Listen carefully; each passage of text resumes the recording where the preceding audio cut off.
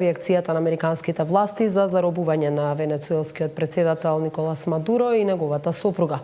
Муцунски во објава на неговиот профил на социјалната мрежа X вели дека е за поздравување тоа што Мадуро е уапсен и ќе се соочи со правдата. Тој исто така упатува пофални зборови за државниот секретар Марко Рубио за, како што вели, неговото лидерство во соочување со наркокриминалните мрежи на режимот на Мадуро.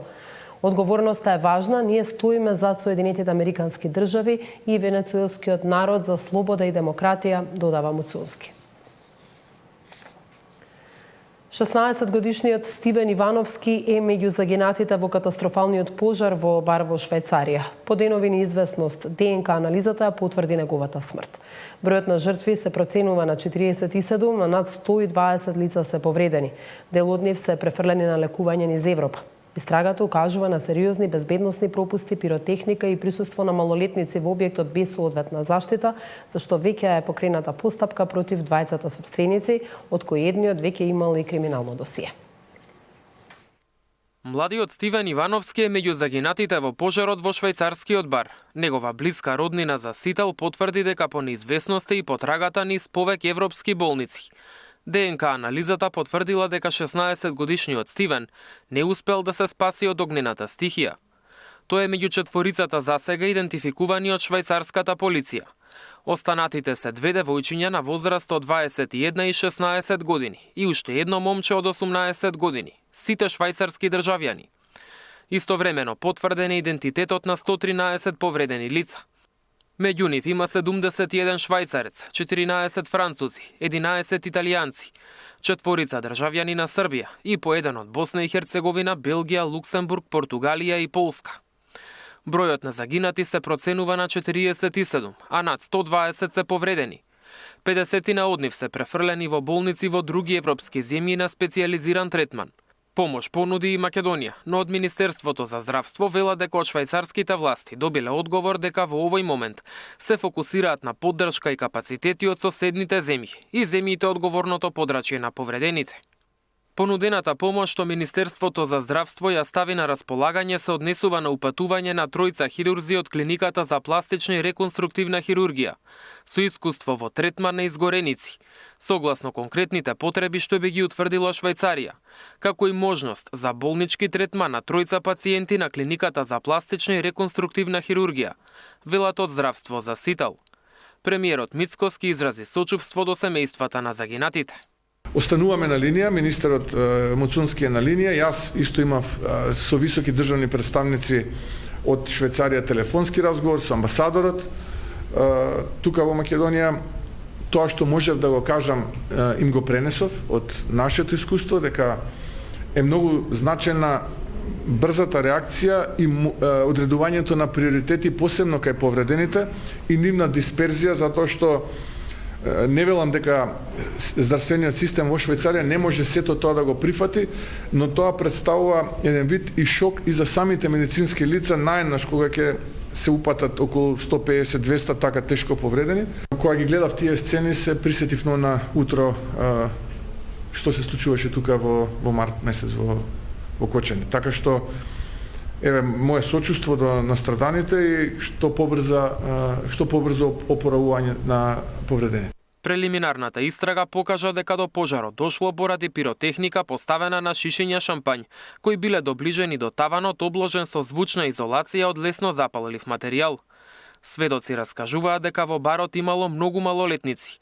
Контролата на влезот и безбедноста била слаба, а обезбедувањето не реагирало соодветно кога бил пријавен пожарот. Ici de secours, moi j'ai dû en fabriquer une moi-même en cassant une vitre.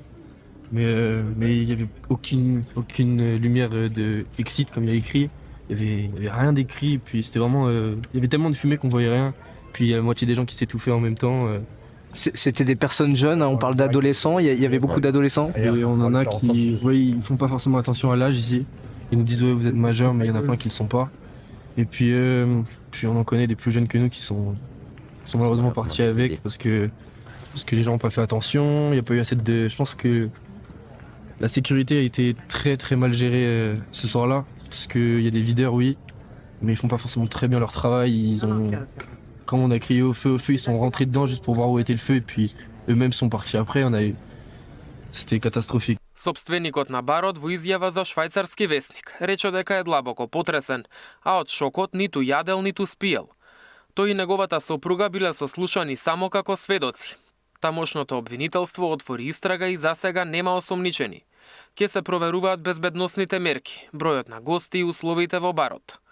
Оваа трагедија се смета за една од најтешките во поновата историја на Швајцарија. Мартин Арсов, Сител телевизија.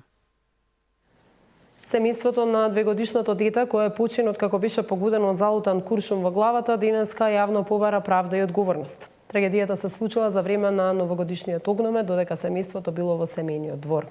Адвокатот најавува правна битка за да се утврди кој како е предизвикал смртта на детето. Официјалната истрага се уште трае. Семејството на детето кое почина откако беше погодено од залутан метален предмет во главата, денеска јавно побара правда и одговорност. Сликата од кобната вечер за таткото Муша Арслани е се уште во магла. Се случило за секунда додека мајката го држала детето во раце во дворот за да гледаат огномет. Детенцето одеднаш паднало, а неговата глава било облеана во крв. Мајката го фати, викам, Муше дојде, вика, види, гледа што е ова, кога гледав крв, и трчавме во болница. И така. А нешто имаше, некои попутници се слушаа, некои истрели? Не се слушаше ништо. Не знам што се случило. И така, не можам. На што се сомневате вие вака? Ја не се сомневам, си сакам правда да се го најде местото. Не знам што се случи. Мајката што раскажа во моментот, што имало? Ништо, само одеднаш напри детето. Вака напри толку. Не ни пукна ништо, не знам што се случило. Роднини на семејството кои биле очевидци го опишаа настанот кој се случил пред семејната куќа. Пуштавме огнови, како секоја нова година, се излегува со детето надвор да гледат, застанувани вака да се гледа со малиот, го држи детето на нормално на раката, и одеднаш детето падна. Само конкретно. Да, падна детето и трчани, јас седев унатре. Куќата не излегувам надвор, трчани и излегувани кога гледам детето веќе падна. Кога гледаме крв, земани и носиме поблиска државна градска болница.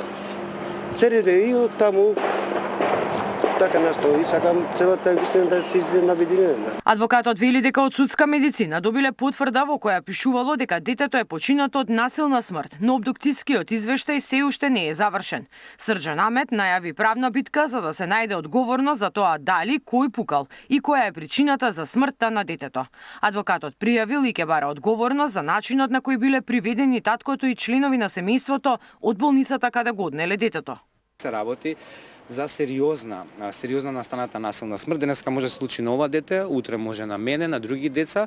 Не можеме Скопје да очекуваме за секоја прослава да нашите деца ги штитиме од заскитани предмети куршуми кои што летаат на нашите глави.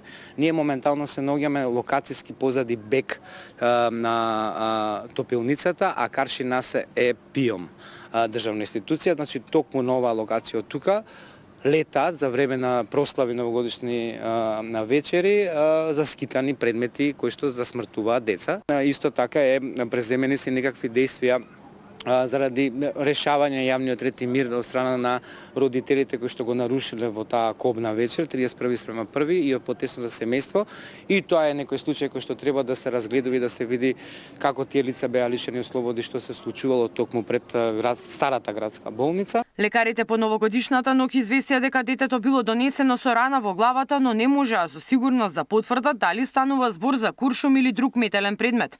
Двегодишното дете им подлегна на тешките повреди на мозокот по 24 часа откако беше примено на клиниката. Лекарите соопштија дека деструкцијата на мозокот од метално страно тело не дозволувала хируршко лекување. Истрагата за случајот се уште е во тек. Мирјана Давидовска, Сител телевизија.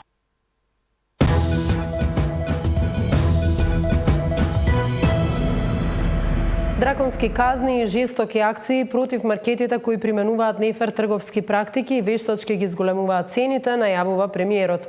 Пазарниот инспекторат веќе е на терен, а во јануари се очекуваат постапки најмалку против 2 до 3 маркети. Владата уверува дека целта е заштита на граѓаните, стабилизирање на цените и инфлација под 3%. Драконски казни за маркетите кои девијантно се однесуваат на пазарот и практикуваат нефер трговски практики, односно вештачки ги зголемуваат цените на производите, најави првиот човек на владата Христијан Мицкоски. И преку, условно кажано, маркетинг услуги, истражување на пазарот, наметнува давачки, кои што може да се квалификуваат како нефер трговски пракси, кон производителите и дистрибутерите на производи во нивните маркети, за да имаат подобро место на рафтовите и на складовите. Пазарниот инспекторат будно ја следи состојбата на терен и ќе бидат преземени соодветни мерки. Во јануари веќе очекувам против 2 сигурно, а можеби и 3 такви маркети да отпочнеме жестоки акции. За стабилизирање на економската состојба во земјата, Мицкоски очекува годинава инфлацијата да не надмине 3% и да биде помала од растот на брутодомашниот производ.